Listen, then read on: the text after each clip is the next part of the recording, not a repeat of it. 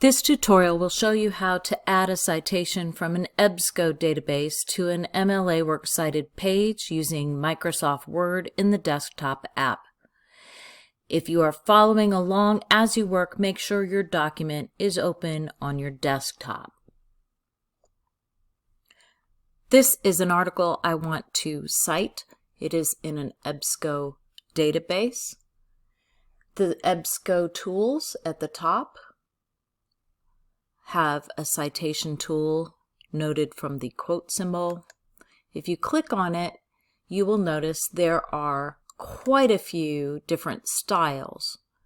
Look for MLA 9. Click on that and a sample citation will appear. You can copy it to your clipboard and, returning to your document, Control V to insert it. Using the paste options, merge formatting using the middle icon. A strange thing about EBSCO databases is that the citation is incomplete. You will need to add the name of the database and the URL or DOI. Replace the period with a comma. The name of the database should be in italics, and I was using Explora. Add another comma,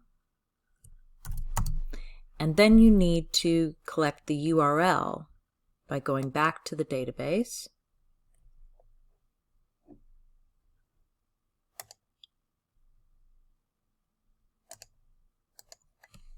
Copy the URL and insert it. Notice that it did insert itself in Times New Roman, so I don't need to change the formatting. I do need to remove the HTTPS, that leading part of the URL, and add a period at the end. I can also, instead of the URL, use a DOI number. A DOI in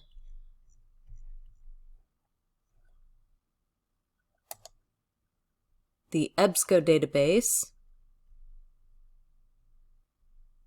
is listed as an accession number. It's right here. So you can put that one in instead.